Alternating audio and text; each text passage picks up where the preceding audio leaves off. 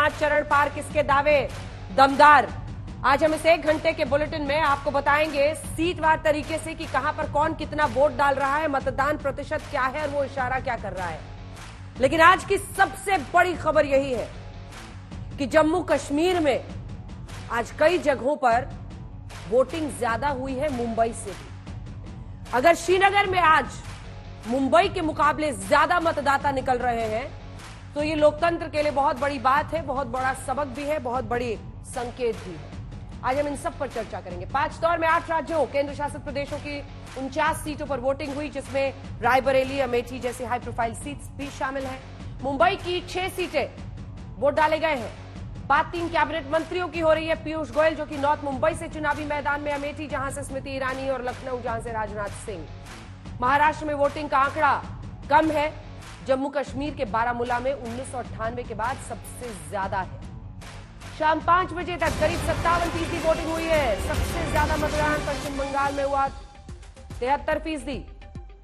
5 बजे तक के भी आंकड़े आए हैं। 73% वोटर्स ने अपने मताधिकार का इस्तेमाल किया है। सबसे कम महाराष्ट्र में वोटिंग हुई है सिर्फ 49%। बिहार में 52%, यूपी में 56%, उत्तर प्रदेश में 56%। 8 राज्य और केंद्र शासित प्रदेशों में आज वोटिंग हुई है और आज की वोटिंग के बाद यानी आज 6 बज गए हैं, अब से कुछ देर बाद कतार में अगर आप लगे हुए हैं तो वोट डाल सकते हैं। अब कतार में कोई नहीं लग सकता है।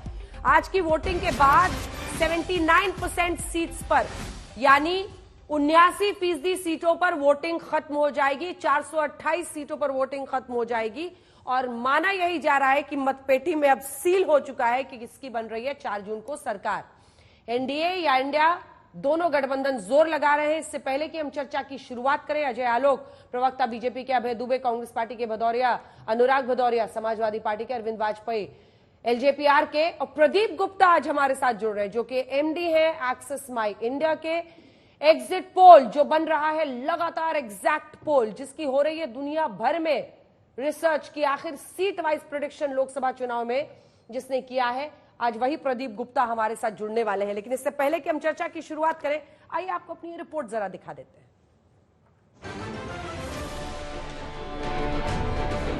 तेज धूप और 40 पार के तापमान के बीच 5वें दौर का मतदान। पश्चिम बंगाल से लेकर महाराष्ट्र तक, लद्दाख से लेकर ओडिशा तक का चुनावी घमासान। लोग बूथ पर पहुंचते रहे, अपने उम्मीदवारों की किस्मत ईवीएम में कैद करते रहे। ये मेरा सौभाग्य है कि आज गौरीगंज में विकसित भारत के संकल्प के साथ गरीब कल्याण एवं महिला शक्ति को समर्पित एक नेता को, एक राष्ट्र सेवक को मैंने अपना मत दिया। अभिलाषी हूं कि जनता उनको अपना स्नेह और आशीर्वाद निरंतर देती रहे। मेरे को तो अच्छा लग रहा है इलेक्शन, ऐसा मतलब नहीं, क्योंकि जनता खुद तैयार है। हमारे कार्यकर्ता से ज्यादा जनता उत्साहित है।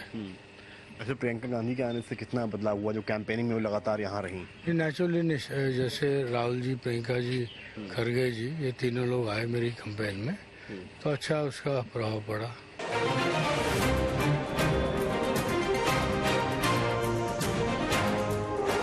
देश की नजरें अमेठी रायबरेली पर टिकी है। 2019 तक अमेठी से राहुल गांधी कांग्रेस के उम्मीदवार हुआ करते थे, लेकिन इस बार रायबरेली से चुनाव लड़ रहे। वोटिंग के दौरान वहीं थे।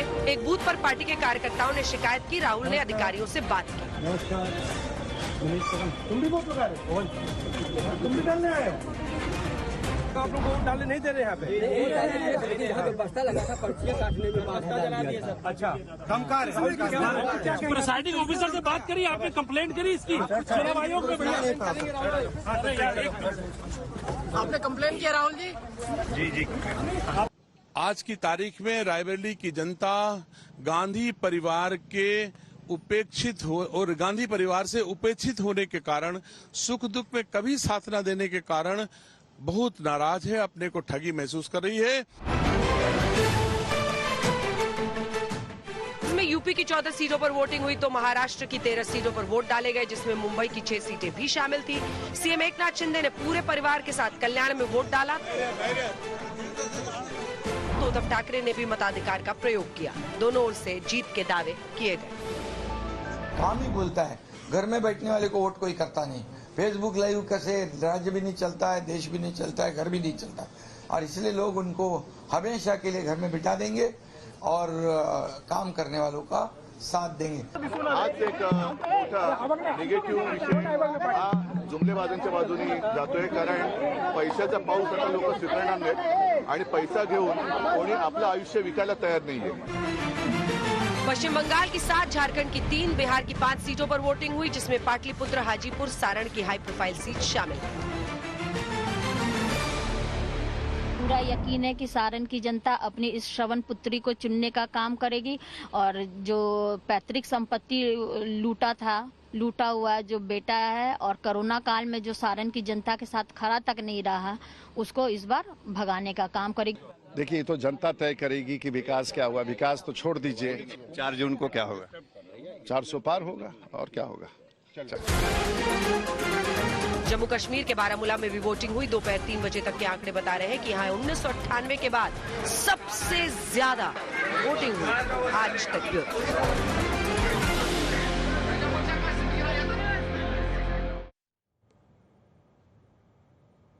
सबकी नजर बारामूला पर है. बारामूला में आज श्रीनगर में वोटिंग हुई है और बारामूला में आप देखिए कि जम्मू कश्मीर में वोटिंग हुई है, जहां बारामूला लोकसभा सीट में हंदवाड़ा विधानसभा क्षेत्र के हिसाब से हम आपको बता रहे हैं, हंदवाड़ा में 66.76%. इसीलिए कहा जा रहा है कि पुराने सारे रिकॉर्ड्स तोड़कर उरी जहां पर 59.07, बांदीपुरा 56.13, कुपवाड़ा 55.68%, बडगांव जहां पर 48.12, सोपोर जहां पर 40.10, और ये आप अगर कंपैरिजन कर लें तो यहां पर तो 66-60% वोटिंग है. मुंबई नॉर्थ वेस्ट में 49%, सब 40s में है. Mumbai north west 48%, 48, Mumbai south में भी 48% के आसपास ये. लेकिन जब आप देख रहे हैं पूरा जो बारामूला सीट पर वोटिंग हुई है विधानसभा के हिसाब से, हमने आपके सामने आंकड़े रखे, वो दिलचस्प है. और ये ईयर वाइज आप देख लीजिए, पिछले सारे रिकॉर्ड टूट गए. 1996 में जहां 46% था, वहां से अब आप 2024 में 5 बजे तक का देख रहे हैं 54.21%. लोकतंत्र की बहुत बड़ी जीत. लेकिन दूसरी तरफ वहीं आप देखिए मुंबई में तो एक उदासीनता जो हमेशा रही है वही दिखाई दे रही है. आइए आपको लिए चलते हैं, हमारे तमाम सहयोगी अलग अलग जगहों से हमारे साथ जुड़ रहे हैं. मुंबई से ज्यादा वोटिंग बारामूला में, लेकिन रोहित सिंह हमारे साथ, हमारे सहयोगी हाजीपुर से जीत चुनावी मैदान को कवर कर रहे हैं जहां पर जीत का दम भर रहे. चिराग पासवान, अशोक सिंघल हमारे साथ अयोध्या से जुड़ रहे हैं, हमारे साथ रायबरेली से समा श्रीवास्तव जुड़ रहे हैं, हिमांशु मिश्रा कैसरगंज से, और राहुल गौतम हमारे साथ जुड़ रहे हैं अमेठी से. जल्दी से आपके साथ शुरुआत करते हुए छोटा आपने अपनी सीट का हिसाब किताब दीजिएगा. अशोक, क्या इशारा कर रहा है वोट परसेंटेज वहां पर? वो केंद्र रहा, वो सेंटर रहा, अगर हम कह दे पूरे नेशनल पॉलिटिक्स में बीजेपी जिन मुद्दों को सामने रखती रही जनता की, उसमें राम मंदिर लोगों के जहन में सबसे आगे था, जो उनके वोटर्स हैं. वोट परसेंटेज क्या कह रहा है?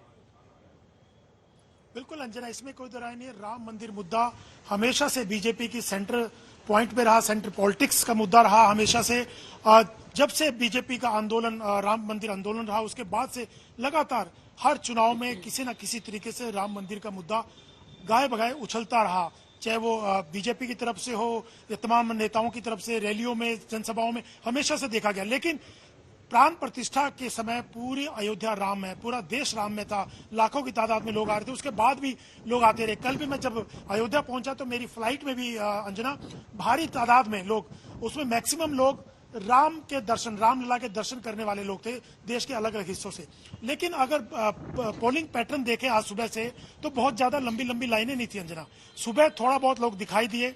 मैं अयोध्या की ऐसी सीटों पे था जहां पे साधु संतों की कटरा पोलिंग जो वीआईपी सीट मानी जाती है, जहां पे साधु संत, और राम मंदिर से 600-700 मीटर की दूरी पर है, तो ज्यादा लंबी लाइनें नहीं थी. उसके बाद अलग अलग हिस्सों में मैं गया, वहां भी बहुत ज्यादा लोग नहीं थे. महिलाएं काफी दिखाई दे रही थी कई जगह, कई पोलिंग बूथ पर.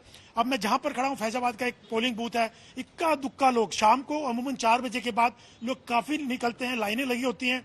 अक्सर ये देखा जाता है क्योंकि दिन में काफी गर्मी होती है तो 4 बजे के बाद लोग घरों से निकल करके वोट डालने आते हैं, लेकिन बहुत कम लोग दिखाई दिए। कई पुलिस स्टेशन पे तो लाइनें थी, लेकिन कई जगह बहुत कम था। लेकिन पोलिंग पैटर्न क्या है, कम ज्यादा का ये अब हिसाब नहीं लगता कि ज्यादा किसके फेवर में जाएगा, कम किसके फेवर में जाएगा। बहुत सारी चीजें हैं, बहुत साल पहले ये आंकलन हुआ करते थे अंजना, लेकिन अब ये बाजी पलट गया। बिल्कुल, जब तमाम फेजेस को देखें तो कहीं ना कहीं उदासीनता जरूर दिखाई दी। जल्दी से हाजीपुर का रिकॉर्ड क्या कह रहा है वोटिंग परसेंटेज के हिसाब से और लोगों का उत्साह देखकर? रोहित, 5 से 6 में ज्यादा लोग आए, क्या समझ में आ रहा है?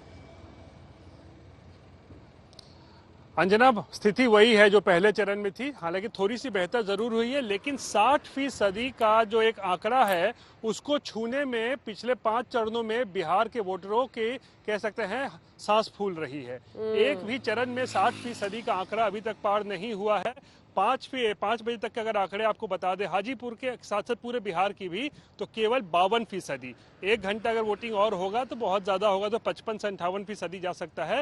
यानी 60% तक का भी जो आंकड़ा नहीं छू पा रहे हैं ये इन चुनावों में, जो एक बहुत बड़ा एक चिंता का विषय है। और जहां बारामूला का जिक्र कर रही हैं, तो उसके मुकाबले अगर देखिएगा बिहार में इतनी कम वोटिंग हो रही है तो वो कहीं ना कहीं एक चिंता का विषय जरूर है। हालांकि हाजीपुर में अगर बात करें तो एक विरासत की लड़ाई तो यहाँ पर है। चिराग पासवान अपने पिता की विरासत संभालने के लिए मैदान में उतरे हैं। वहीं दूसरी तरफ सारण में भी जो है राजीव प्रताप रूडी का डायरेक्ट मुकाबला जो है वो लालू परिवार की बेटी रोहिणी आचार्य से है। लेकिन वोटिंग परसेंटेज जो है वो लगातार जो है 55 से 60 के बीच में ही जो है वो मानो लगता अटक सा गया है अंजना। और ये लोकतंत्र के लिए अच्छी खबर नहीं है। मुझे लगता है चुनाव आयोग को भी इस तरफ ध्यान देना चाहिए। एक तो इतने लंबे अरसे तक जो ये पूरा मतदान चल रहा है, पिछली बार इस वक्त के आसपास तक अब मामला सिर्फ काउंटिंग का बचा हुआ था, अभी तो वोटिंग भी बची हुई है। 25 को भी होनी है, फिर 1 जून को भी होना है। कितने लोग निकलेंगे? और लोकतंत्र में अगर वोटर ही नहीं निकलता है तो ये तो बहुत बड़ा सबक है चुनाव आयोग के लिए भी, जिस तरह से ये डेट स्प्रेड किए गए हैं इस गर्मी में। राहुल, मैं आपके पास जल्दी से आना चाहती हूँ। रायबरेली में सुबह ही हमने देखा था 11-12 बजे तक 28%, लगभग पिछले का आधा फीसदी हो चुका था। वोटिंग परसेंटेज अमेठी रायबरेली में क्या रहा है और ये क्या इशारा कर रहा है? जोश दिखा या मेलोड था? देखिए, तकरीबन 53% मतदान हुआ है अमेठी के अंदर 5 बजे तक। पिछली बार यानी 2019 में 54% मतदान हुआ, तो कोई बड़ा उलटफेर नहीं होने जा रहा है। 6 बजे तक आप ये मान के चलिए कि 56-57% तक वोट होगा। सुबह लोग लगे हुए थे लाइनों में और शाम को लोग अपने घरों से बाहर निकले। बहुत ज्यादा गर्मी थी, जो टेम्परेचर है वो 42-43 डिग्री तक पहुंच रहा था। कार्यकर्ता लगातार जो वोटर्स हैं उनको लेकर आ रहे थे, चाहे वो बीजेपी के हों चाहे कांग्रेस को। बहुत कांटे की टक्कर है अमेठी सीट के ऊपर। प्रतिष्ठा की लड़ाई आप ये कह सकते हैं, क्योंकि ये स्मृति ईरानी के लिए भी ये बताने का जरिया है कि मैं मात्र भाग्यशाली नहीं थी 2019 के अंदर, अब अमेठी ने मुझको पूरी तरीके से अपना लिया है। और उसी तरीके से जो किशोरीलाल शर्मा है वो चुनाव ना लड़कर आप ये कह सकते हैं कि गांधी परिवार चुनाव लड़ रहा था, क्योंकि लगातार कैंपेन कर रही थी प्रियंका गांधी यहाँ पर, राहुल गांधी यहाँ पर आए। लेकिन अगर आप वोटिंग पैटर्न की अगर बात करें तो कहना बहुत मुश्किल है। प्रियंका गांधी वहां पे 9 दिन रही ना राहुल, 9 दिन से लगातार वो वहां पर, मतलब रायबरेली से भी ज्यादा अमेठी में उन्होंने कैंपेनिंग की है। बिल्कुल वो उन्होंने समय ज्यादा अमेठी के अंदर दिया, बल्कि उन्होंने एक जो इंटरव्यू दिया आज तक को उसमें उन्होंने बताया भी कि ये हमने कोशिश की थी कि राहुल गांधी रायबरेली में फोकस करें, अन्य जगहों पर फोकस करें, मैंने फिर अमेठी के अंदर फोकस किया। और ये लगातार उन्होंने बताया कि जो किशोरीलाल शर्मा है वो हमारे परिवार के सदस्य हैं। आप ये मान के चलिए अगर उनको वोट देंगे तो गांधी परिवार को वोट जाएगा। तो ये एक प्रतिष्ठा की लड़ाई आप ये कह सकते हैं स्मृति ईरानी के लिए भी और गांधी परिवार के लिए, जो कि चाहते हैं कि वापस अपने गढ़ को लेकर आए जाए। समर्थ, वहां पर वोटर्स में जोश दिखा क्या रायबरेली की सीट को लेकर? जो फाइनल वोटिंग परसेंटेज है उसके कंपैरिजन में आप भी बताइए। और जो चुनाव आयोग को लेकर हम लोग बात कर रहे थे, मुझे लगता है कि इस पर ध्यान देने की जरूरत है चुनाव आयोग को। या तो वो गर्मी किस तरह से बढ़ती है हिंदुस्तान में, इसका आकलन ही नहीं कर पाए, क्योंकि लोकतंत्र में उनका काम क्या है? उनका काम है कि ज्यादा से ज्यादा वोटर निकले, ऑनलाइन तरीके से वोटिंग कराएं। क्या सोचे, नए सिरे से उनको इस पर सोचने की जरूरत है, क्योंकि अगर वोटर ही नहीं निकलेगा, उसमें वो उत्साह ही नहीं दिखेगा, तो फिर चुनाव आयोग अपने सबसे बड़े जो उनका जिसको केआरए कहते हैं, उनका जो काम है उसमें ही कमजोर दिखेगा। समर्थ, बिल्कुल अंजना, ये एक बड़ा मुद्दा है क्योंकि देखिए वोटर जो है वो दोपहर में नहीं निकल रहा है। आपको मैं बताऊं, रायबरेली अमेठी का टेम्परेचर लगभग 42 अराउंड था। भीषण गर्मी थी, हम लोग रिपोर्ट कर रहे थे, वो भी बड़ा मुश्किल था कर पाना, क्योंकि आप समझिए इतनी गर्मी में। जी अंजना, दिन में वोटर नहीं निकला। सुबह जो लाइंस लगी थी वो दोपहर में जैसे ही 10 बजता है, जैसे ही धूप आती है, वो लाइन लगना बंद हो जाती है। यही पिक्चर्स रायबरेली से आते हैं, यही तस्वीरें आप अमेठी से देखते हैं। तो कहानी ये है कि अब तो चुनाव पूर्वांचल की ओर बढ़ रहा है आगे। पूर्वांचल जहां बनारस है, जहां गाजीपुर है, जहां आजमगढ़ है, यहाँ तो गर्मी और प्रचंड होती है गंगा की वजह से। तो ये तमाम फैक्टर्स होने वाले हैं। लेकिन अगर प्रतिशत की बात करेंगे, 5 बजे तक रायबरेली में 56% वोटिंग पड़ा है। और अगर हम ऑल ओवर यूपी की बात करें, जो 14 सीटें हैं यूपी की इसमें आ रही हैं, उनका भी एवरेज परसेंटेज शाम 5 बजे तक लगभग 56% है, जो कि बहुत अच्छा नहीं है। जिसमें लखनऊ तो खैर काफी पीछे है, 49% अराउंड लखनऊ का है। पर अगर आप रायबरेली की बात करें तो 56% है। 1 घंटे का खेल है, कितना भी बढ़ जाए, अगर मान लेते 3-4% भी बढ़ता है तो 60% ही हो पाएगा। जी अंजना, बिल्कुल। जल्दी से एक कैसरगंज से भी, चूंकि वहां पर हिमांशु हमारे सहयोगी मौजूद हैं। हिमांशु, सवाल यही है कि टिकट आपने बेटे को इस बार दे दिया है, उसको लेकर विपक्ष खूब घेर रहा है बृजभूषण शरण सिंह के बेटे को, लेकिन वहां पे स्थिति क्या दिख रही है? क्योंकि इस परिवार की धमक, उनकी पकड़, उनका जो वहां पर रुतबा है, उसका बहुत चर्चा होती है। तो ऐसा कुछ दिखा क्या उत्साह, जोश बेटे के लिए?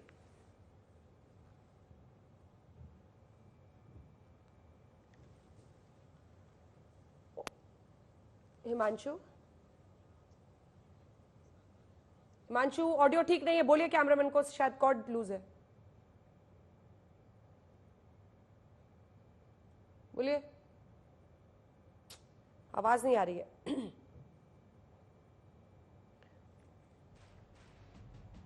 आवाज नहीं आ रही है हिमांशु, सॉरी। बहुत धन्यवाद आप सभी का हमारे साथ जुड़ने के लिए। 400 का टारगेट जो पीएम ने रखा है और आज की परिस्थिति किस तरह का इशारा करिए। अजय आलोक जी हमारे साथ जुड़े हुए हैं, इसी पर उनसे सवाल करेंगे। अभय दुबे प्रवक्ता कांग्रेस के, अनुराग भदौरिया प्रवक्ता समाजवादी पार्टी के, अरविंद वाजपेयी प्रवक्ता एलजेपी के, रामविलास गुट के, प्रदीप गुप्ता जी एमडी एक्सिस माई इंडिया के हैं। लेकिन सबसे पहले प्रदीप जी, मैं आपके साथ शुरू करना चाह रही हूं। एक एक शब्द जो आप बोलेंगे, हमारी ऑडियंस ये कोशिश करेगी कि उससे 1 जून को जो हम लोग एग्जैक्ट पोल दिखाने वाले हैं शाम में 6 बजे से लगातार, उस पर कुछ संकेत मिलेंगे। क्या है ये मामला? और मुझे लगता है कि इलेक्शन कमीशन को बहुत सीरियसली सोचना पड़ेगा। आप इतने दिनों तक आप चुनाव कराएंगे, इतनी गर्मी, सारे रिपोर्टर्स बता रहे हैं सन्नाटा हो रहा है बूथ्स पर दोपहर के टाइम में। नए सिरे से आपको रीइन्वेंट करने की जरूरत है। आपको पता था कि इस महीने में वोटिंग हो रही है, उसको पहले कम से कम हम लोग सबसे पहले पीएम ने अपने पहले कार्यकाल में 26 को स्वेरिंग इन कर लिया था, 26 मई को, दूसरे में 30 मई को हो गया। अब 4 जून को तो रिजल्ट ही आने वाला है, 1 जून तक वोटिंग चलती रहेगी। अंजना जी थैंक यू। अब आप सबको, मैं दर्शकों को ये बता दूं, आपने कहा कि इलेक्शन का चुनाव आयोग को इस पर कुछ प्रयास करने चाहिए। चुनाव आयोग लगातार प्रयास कर रहा है, लेकिन हमको थोड़ी और भी चीजें देखने की जरूरत है इसमें। जैसे आपने कहा उत्तर प्रदेश में कभी भी जितनी भी सीटें बताई अपने संवाददाताओं ने, अमेठी के ऊपर 53%, 56% रायबरेली के ऊपर 19 का आंकड़ा बता रहा हूं मैं। हाँ। तो मुझे ऐसा लग रहा है जिस हिसाब से रिपोर्टरों ने रिपोर्ट किया है, करीब ओवरऑल बात कर लें उत्तर प्रदेश की, तो 55 के आसपास जाता हुआ दिख रहा है आंकड़ा, जो कि इन 14 सीटों पे पिछली बार 58% था टोटल। तो यदि मैं ऐसा मानता हूं कि इस बार यदि 58% हासिल कर लिया मतदान ने, तो ये सफलता होगी मेरे हिसाब से। उसकी 2-3 बड़ी वजह बताता हूं। गर्मी तो पिछले बार भी थी, इस बार भी गर्मी है, लेकिन हाँ हमारी थोड़ी सहनशीलता हम सभी लोगों की थोड़ी कम हो गई। उसके बाद आप देखिए कि जो ओवरऑल परसेंटेज, जो नंबर ऑफ वोटर्स हैं, जो पिछले बार करीब 89.8 यानी 90 करोड़ लोग वोटर थे, अब वो करीब 97 करोड़ हो गए। तो जब बेस बढ़ता है तो 1-2% का जो टर्नआउट में वो फर्क पड़ता ही है। सबसे बड़ी बात अब मैं बताने जा रहा हूं, बढ़ेगा तो वोटिंग परसेंटेज बढ़ेगा ना प्रदीप जी? ये तो नहीं। जब संख्या बढ़ेगी टोटल, तो जो टर्नआउट होता है, जो बेस होता है, वो थोड़ा कम होता है, क्योंकि इतने सारे लोगों को लाना वर्सेस वो होता है। अब मैं आपको सबसे प्रमुख बात बताता हूँ।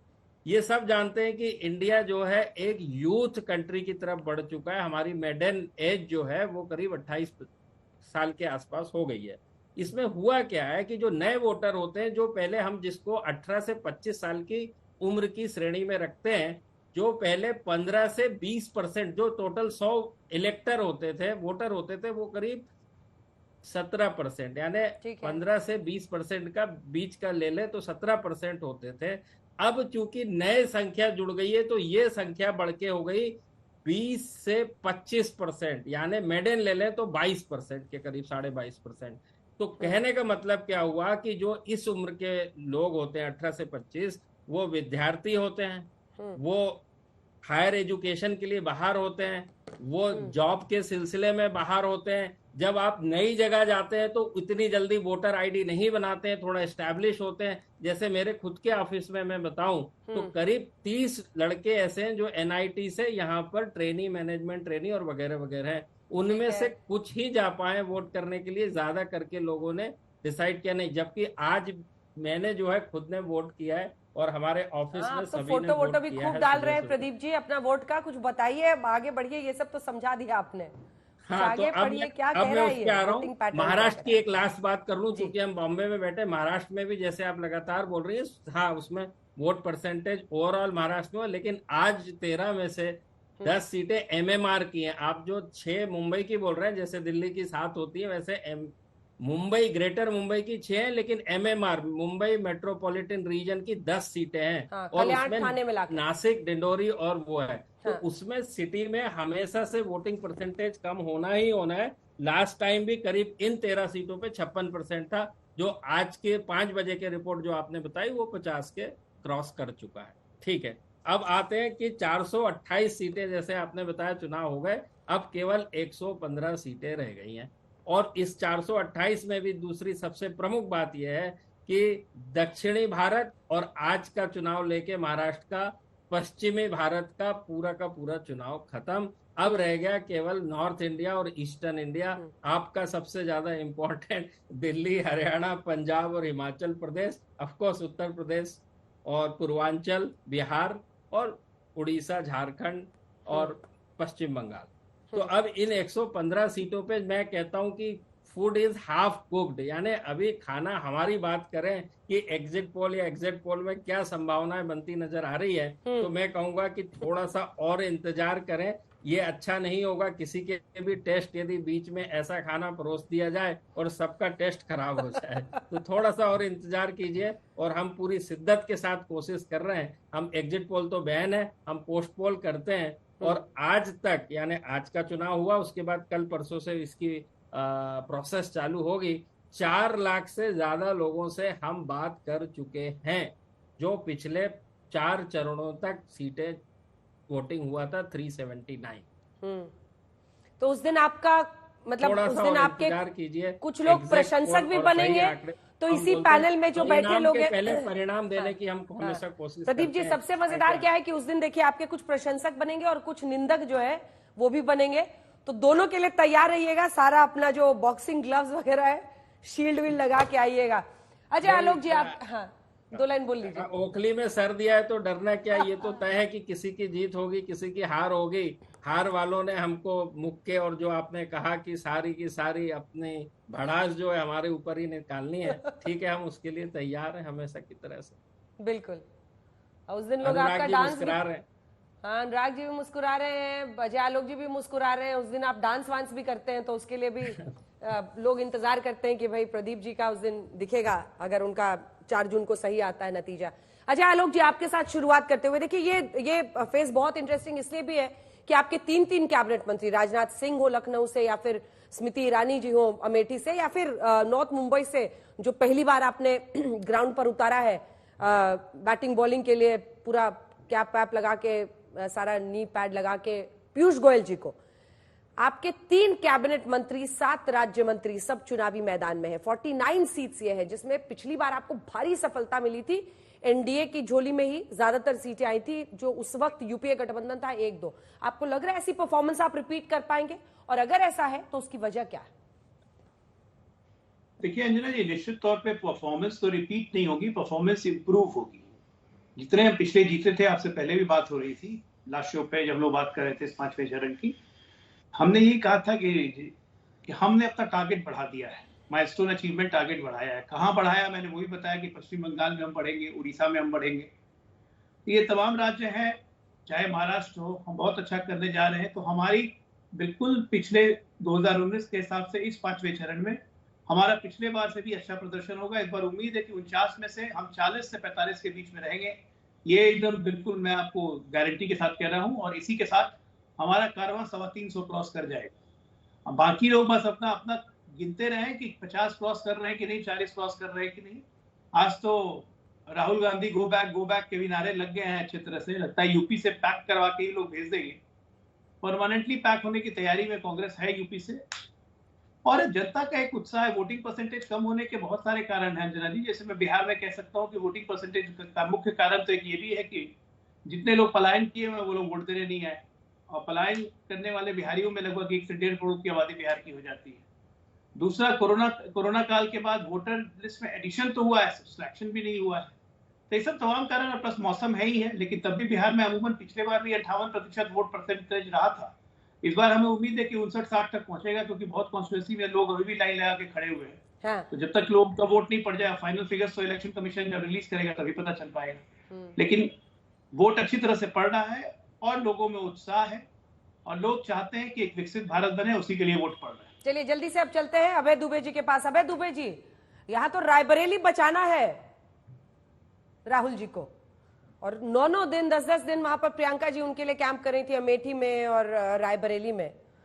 आज पहुंचे हुए थे वहां पे, बूथ से बूथ जा रहे थे। अंजना जी, ये गर्मी की वजह से नहीं, भारत का मतदाता भारतीय जनता पार्टी की गर्मी निकाल रहा है। आप याद कीजिए अमित शाह साहब की रैलियों को। पहले चरण के पहले कहते थे हर कार्यकर्ता, हर बूथ वर्कर 370 वोट हर बूथ पर बढ़ाएगा। जब वोटिंग परसेंटेज कम हुआ तो समझ में आ गया कि न सिर्फ बूथ का कार्यकर्ता नाराज है, इनका कोर वोटर भी नाराज है। फिर नारा दिया अब की बार 400 पार, मगर वो काउंटर प्रोडक्टिव हुआ। दुबे जी, अभी भी तो आप 270 बोलने का हिम्मत नहीं करते हैं।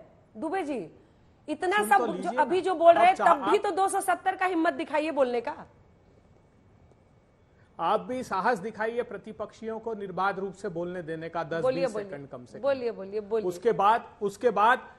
उसके बाद इन लोगों को पता लग गया कि भारतीय जनता पार्टी बड़े संकट में है, तो प्रधानमंत्री जी अपने मूल अवतार में आ गए। वो मुस्लिम लीग पर आ गए, मुसलमान पर आ गए, घुसपैठियों पर आ गए। फिर पता लगता है इनको कि वो भी जनता ने नकार दिया, तो प्रधानमंत्री जी ने फिर ईद पर मुसलमानों का खाना खाया और गाजा में जाकर रमजान पर वॉर रुकवाया। अब प्रधानमंत्री जी देखिए आप, कितना सुखद संयोग है। एक अशोक सिंघल थे जिन्होंने राम मंदिर का आंदोलन विश्व हिंदू परिषद के चालू किया था। एक आज तक के अशोक सिंघल है जो बता रहे मंदिर में तो कतारें हैं मगर बूथ पर कतारें नहीं है। इसका संकेत क्या है कि मर्यादा पुरुषोत्तम राम भी नहीं चाहते कि भारतीय जनता पार्टी की सरकार फिर से बने। अब जितनी 14 सीटों पर लड़ाई है उसमें से एक सिर्फ हमारे पास थी, बाकी सारी भारतीय जनता पार्टी के पास थी। मैं उत्तर प्रदेश में पिछले 2 महीनों से हूं। अमेठी, रायबरेली, बाराबंकी, फतेहपुर सीकरी, कौशाम्बी, फैजाबाद, मोहनलालगंज, केसरगंज, ये वो सीटें हैं जो हम आज मैं आत्मविश्वास से कह सकता हूं कि जीत चुके हैं। भारतीय जनता पार्टी इस चुनाव में लड़ाई में है नहीं, कम से कम उत्तर प्रदेश की इन सीटों में। भारतीय जनता पार्टी के पास बहुमत के लायक सीटें नहीं आ रही अंजना जी। 200 के आसपास बीजेपी रहने वाली। आप उठाइए 2004 का चुनाव, सिर्फ 7 सीटों का अंतर था और एक लिबरल नेता माने जाते थे अटल जी, लेकिन जितने गठबंधन के लोग थे वो सब उधर से हट गए और हमारे यूपीए के साथ आ गए। आज भी यही होगा। आज आप लिख कर रखिए। देखिए महाराष्ट्र के आपने उदाहरण दिया, अभी महाराष्ट्र में हुआ क्या है, भारतीय जनता पार्टी पिछले चुनाव की अपेक्षा कमजोर हुई क्योंकि शिवसेना अब इस गठबंधन के साथ है। उधर इन्होंने बिहार में जेडीयू से गठबंधन किया। अजय आलोक, आज भी अगर आप इनसे बात करेंगी तो जेडीयू को खुलेआम ये लोग तैयार है उसकी आलोचना करने को। ये समझ गए कि जेडीयू के साथ आकर इन्होंने बिहार में नुकसान करा लिया।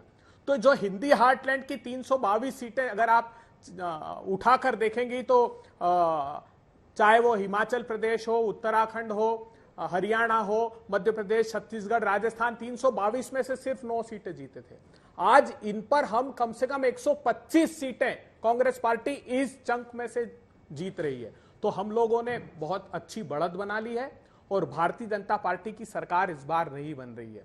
तो इस बार भारतीय जनता तो मेरे सवाल का जवाब दे दीजिए राहुल जी के। अब तो मेरे सवाल का जवाब दे दीजिए। फिर भी आप हिम्मत नहीं कर रहे हैं 272 अपनी बताने का।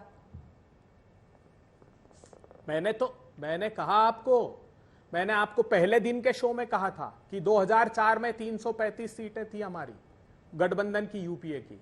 335 से अधिक, मैं तो 450 कह रहा हूं, क्योंकि रीअलाइनमेंट होगा। ये जो पोस्टपोल अलायंस होगा ये बहुत बड़ी संख्या में होगा। कांग्रेस की तो कितनी आएंगी ये तो बताइए। डूबे हुए लोग हैं। दुबे जी, कांग्रेस की पूछ रही हूं मैं, गठबंधन के पीछे क्यों छिप रहे हैं कांग्रेस की? नहीं देख, गठबंधन 328 सीटों पर हम चुनाव लड़ रहे हैं अंजना जी। हाँ। हमारी 250 के लगभग सीटें कांग्रेस पार्टी, अकेले कांग्रेस पार्टी की आएगी, और जो गठबंधन है, गठबंधन 350 से 400 सीटें पोस्टपोल अलायंस के साथ। अनुराग जी, वो 250 कह रहे हैं, 250 सीटें उनकी आ रही हैं। देखिए अंजना, हाँ अंजना जी, 400 पे भारतीय जनता पार्टी की हार है, तो इसके मतलब 400 इंडिया गठबंधन जीत रहा है, और वो तो 143 पे ही बचे ना। तो भारतीय जनता पार्टी 143 से ज्यादा जीत ही नहीं रही है, तो चर्चा बनती नहीं है। 5वां चरण है, ठीक लगा तो लीजिए 5 सेंसेस हिंदुस्तान कितना हुआ? 400 भाई, कितनी सीटें हैं? 543 सीटें हैं ना। हाँ। तो 400 अगर वो हार गई भारतीय जनता पार्टी, तो कितनी बची? 143 ही बची ना उनके पास में। बीजेपी जीतेगी तो 143 ही ना। सोच समझ के बोलिए। अरे बोल तो रहा हूँ, नहीं, मैं सोच समझ के बोल रहा हूँ। दूसरी बात 5वां चरण चल रहा है अंजना जी। हाँ। और देश की जनता के 5 सेंस होते हैं, पूरा सेंसों का इस्तेमाल कर रही है वो। उस सेंस से वो वोट कर रही है और भारतीय जनता पार्टी को हरा रही है। चूंकि आज लखनऊ में भी वोट था, तो मैं जब लखनऊ के बूथ पे जा रहा तो जनता वोट दे रही थी, खटाखट खटाखट खटाखट आवाज आ रही थी अंजना जी। बीजेपी सपाचट सपाचट सपाचट। वोटर कह रहा था बीजेपी को हटाहट हटाहट हटाहट, और बीजेपी को झटका लग रहा है अंजना जी, झटाझट झटाझट झटाझट। और बीजेपी को हराने की जनता ने लगा रखी है रटारट रटारट रटारट। 4 जून के बाद अंजना जी लोगों के घरों में शांति आएगी। क्यों सुन तो लिए मेरी बात, आप बीच में टोक पड़े, आप मेरी पूरी बात हो जाने दीजिए। 4 जून को लोगों के घरों में शांति आएगी। देखिए 4 जून को लोगों के घरों में शांति आएगी, फटाफट फटाफट फटाफट। सवाल यह है कि लोगों के घरों में शांति सुख छीनने वाली पार्टी कौन है? भारतीय जनता पार्टी। इसने तो दर्द दिया है ना, जनता को दर्द दिया है। कौन सा ऐसा वर्ग है जिसको भारतीय जनता पार्टी ने दर्द ना दिया हो? आप बताइए। नहीं, युवा है उनको दर्द दिया, किसानों को दर्द दिया, छात्रों को दिया, महिलाओं को दिया, किसको नहीं दिया? अभी हमारे बीजेपी के साथी कह रहे थे कि गो बैक के नारे इंडिया गठबंधन के नेता के साथ लग रहे थे। भैया फूलपुर की रैली देखी, प्रयागराज की देखी, वहां तो लोग कह रहे थे कि बीजेपी का तो कोई है नहीं, वहां इतनी भीड़ हो जाती है कि लोग बैरिकेड तोड़ देते हैं, पता ही नहीं चलता है, भीड़ का अंबार होता है। उसका मतलब ये होता है कि बीजेपी गो बैक, बीजेपी के कोई अस्तित्व नहीं बचा। हमारी सरकार नहीं है, सत्ता नहीं है, ना हमारे पास पुलिस प्रशासन है, ना कोई हम लालच उनको दे सकते हैं। आपके पास तो सत्ता है, शासन है, प्रशासन है, सब कुछ है, उसके बावजूद ही आपके यहाँ भीड़ नहीं आती है। यहाँ देखिए क्या यूथ इकट्ठा होता है। आप कोई भी हमारी रैली उठा के देख लीजिए, समाजवादी पार्टी और इंडिया गठबंधन की, किस तरह से रेलम रेला होती है, किस तरह से यूथ आता है, किस तरह से लोग वहां पे उमड़ पड़ते हैं। क्यों? क्योंकि बदलाव चाहते हैं। यही सब बातें हो रही थी। सत्ता जानी चाहिए। जल्दी से अरविंद जी, ठीक है अरविंद जी, एक कमेंट आपसे। अरविंद जी। अंजना जी, सबसे पहले तो देश की जनता को बधाई, और खास तौर से जेएन के इको बहुत ज्यादा। जम्मू कश्मीर की जनता का जो वोट, जम्मू कश्मीर की नहीं बोल बहुत ज्यादा इको है। जम्मू कश्मीर की जनता को जो इतना परसेंटेज वोट आया है, ये लोकतंत्र के लिए बहुत बड़ी खुशी की बात है। इससे ज्यादा क्या चाहोगे? आतंकवाद के मुंह पे करारा टमाटा मारा गया है। आवाज नहीं आ रही। आवाज आ रही है? आपकी आवाज आ रही है? आपका एको साउंड गया? जी जी। शोपिया और पुलवामा। हाँ, yes yes, now it is gone. अब बोलिए लड़ नहीं रही कश्मीर। बोलिए अरविंद जी। जी जी अंजना जी, हम यही कह रहे थे कि लोकतंत्र के लिए हमारा सर बहुत ऊंचा हुआ है, और इसमें इलेक्शन कमीशन को भी साधुवाद है कि जम्मू एंड कश्मीर में जब चुनाव की परसेंटेज बढ़ती है तो ये आतंकवाद के मुंह पर करारा तमाचा है। इसको तो अप्रिशिएट करना पड़ेगा वैद्य जी आपको, ये तो रिकॉर्ड है, इसको अप्रिशिएट करेंगे। बिहार में जितना मतदान हो रहा है उतना ही जेएंडके में हो रहा है, इसको ना डिनाई करिए प्लीज। और दूसरी बात, बड़ी इंपॉर्टेंट बात है कि ये जो पूरे देश में वोट परसेंटेज कम हो रही है, इसके लिए विपक्ष भी जिम्मेवार है। यही बदनाम करते रहे हैं ईवीएम को, यही बदनाम करते रहे इलेक्शन कमीशन को, यही गुमराह करते रहे जनता को। ये सोचना पड़ेगा। ईवीएम की एंट्री कितने बजे होती है? 4 जून को देखना होगा कि ईवीएम की एंट्री कितने बजे होती है। लेकिन ये वाकई अगर इलेक्शन कमीशन ये मुमकिन कर पाया है कि इतनी भारी तादाद में लोग, सारे 98 के रिकॉर्ड सोचिए टूट रहे हैं, अगर मुंबई से ज्यादा लोग बारामूला में वोट कर रहे हैं तो ये वाकई बहुत बड़ा अचीवमेंट है। अच्छा आलोक जी एक जवाब जल्दी से दे दीजिए, उसके बाद से मैं आ रही हूँ प्रदीप गुप्ता जी। देखिए जम्मू कश्मीर के मतदान को तो ये उन लोगों के मुंह पे तमाचा है, आतंकवाद के तो मुंह पे तमाचा है ही, लेकिन ये उन लोग के मुंह पे तमाचा है जो कहते थे कि 370 हटाओगे तो प्रलय आ जाएगा, कोई भारत का झंडा लेके घूमने वाला नहीं होगा। उसके समर्थन में कांग्रेस पार्टी रहती। राहुल गांधी तो कश्मीर जाके ये भी कहे कि हम लोग रेस्टोर कर देंगे 370। ये 370 पे तमाचा है आप लोग जैसे लोगों के मुंह पे। राजवी को कह रही थी हरा कुर्ता वाले, कश्मीर में डर के मारे इन जो हरा कुर्ता वाले तो कह रही थी क्योंकि आपको ये इनके लिए एक और लाइन बनता है। सुन लीजिए अनुराग भदौरिया जी, आवाज नीचे कीजिए सर प्लीज प्लीज। उनसे प्रश्न किया गया है, अजय आलोक को जवाब देने दीजिए। आप सबने बोला है, जवाब वो दे रहे हैं। प्लीज भदौरिया जी। इनके लिए एक और लाइन बनता है कि हरा कुर्ता बन गया हरा तोता, रटा रट रटा रट रटा रट रट रट के यही सब जुगलबंदी करते रहिए। कोई काम की बात करने वाले तो है नहीं आप। बिना तेल के जनरेटर हैं, हमेशा खड़खड़ खड़खड़ खड़खड़ बजते रहते हैं। 4 तारीख को बंद हो जाएगा परमानेंट। मुझे आश्चर्य लगता है कांग्रेस पार्टी के प्रवक्ता को क्या हुआ था। कांग्रेस आज तक जीवन में 1984 के बाद 208 का आंकड़ा क्रॉस किया है। 250 सीटें मारी आ रही है। अरे मुंगेरी लाल की दुनिया में रहते हो भाई। 209 में सबसे अच्छा प्रदर्शन हुआ था, तब तो 208 पे रुके थे, 206 पे। 250 कहां से आ जाएंगे? 50 क्रॉस करना मुश्किल है, 250 पे जा रहे हैं। समाजवादी पार्टी जीवन में सबसे अच्छा प्रदर्शन 2004 में हुआ तो 40 सीट। अरे हम सबके सब जीत रहे हैं। अरे अखिलेश की सोचो, धनौज में हाफ रहे हो, है ना, अमैनपुरी में बाजा बंद है, क्या होगा? कहाँ जाइएगा? कंधे नहीं मिलने वाले हैं 4। ठीक है, इसीलिए ये सब मुंगेरी लाल का हसीन सपना देखना आप लोग बंद कर दें। अब आप ये देखिए कि आप लोग 4 तारीख के बाद एक दूसरे को गाली देने की स्पर्धा में सबसे आगे कौन रहेगा कि हार के ये जिम्मेदार, हार के वो जिम्मेदार। ममता दीदी ने तो अपने आप को अलग कर लिया। सबसे पहली घोषणा उन्हीं की थी कि कांग्रेस 40 सीट नहीं जीत रही है, और अभी भी वो अब इंडिया गठबंधन में नहीं है, कहती है बाहर से समर्थन दूंगी। तो अपने आप को पहले ट्रैक रिकॉर्ड ठीक कर लीजिए कि गाली देना एक दूसरे को कौन शुरू करेगा, क्योंकि गाली देने में फटाफट फटाफट फटाफट तीनों करेंगे। ठीक है, 4 तारीख को यही होने वाला है। टीवी पे तो दिखेंगे नहीं ये लोग। अब छोटा छोटा कमेंट सबसे जल्दी से प्रदीप जी आ रही।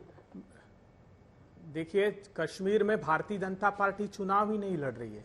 शोपिया और पुंछ में 2 दिन में 2 बड़े आतंकी हमले हुए हैं भारतीय सेना के जवानों पर, और राजस्थान के जो पर्यटक हैं बहुत लंबे। वही मैं वही कह रहा हूं ना, भारतीय जनता पार्टी वहां चुनाव नहीं, ये तो बिल्कुल होना अच्छी बात है, प्रजातंत्र के लिए अच्छी बात है कि वोटिंग का परसेंटेज बढ़े, लेकिन भारतीय जनता पार्टी वहां नहीं है।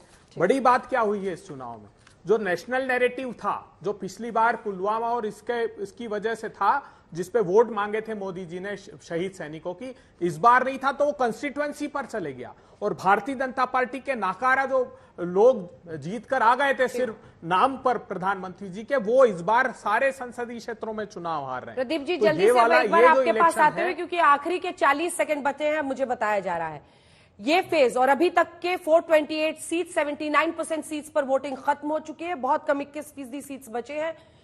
ओवरऑल तस्वीर इस 2024 के चुनाव को लेकर आपको क्या समझ में आ रही है, जो अभी तक आप बता सकते हैं बिना एग्जिट पोल? नहीं अंजना जी, चुनाव बहुत ही इंटरेस्टिंग है और बहुत ही हम लोग तो इसको एंजॉय कर रहे हैं। बोलते हैं ना लोकतांत्रिक प्रक्रिया, मतलब लास्ट ओवर तक खेला जा रहा है, आप ये कह रहे हैं? लास्ट ओवर तक बहुत मजा आएगा, आखिरी वोट पड़ने तक बहुत मजा आएगा। और वही जनता तय कर रही है कि सरकार के दावों में दम है या विपक्ष के वादों में दम है। जनता अपने इरादे जो है वो प्रकट कर रही है अपनी चुनावी प्रक्रिया के माध्यम से। और हम वापस मैं कह रहा हूं कि उनसे जो भी चर्चा होती है, जो भी रायशुमारी होती है, उसकी पूरा का पूरा आकलन करके 1 जून को आज तक चैनल के ऊपर एक्सेस माई इंडिया का एग्जिट पोल लगातार होगा। कोशिश करेंगे परिणाम के पहले परिणाम सबको दिखाने की। परिणाम के पहले परिणाम, एग्जिट पोल जो बनेगा एग्जैक्ट पोल, आप 1 जून को 6 बजे से जरूर देखिएगा। जैसे ही वोटिंग खत्म होगी उसके बाद नंबर्स हम रखेंगे देश के सामने।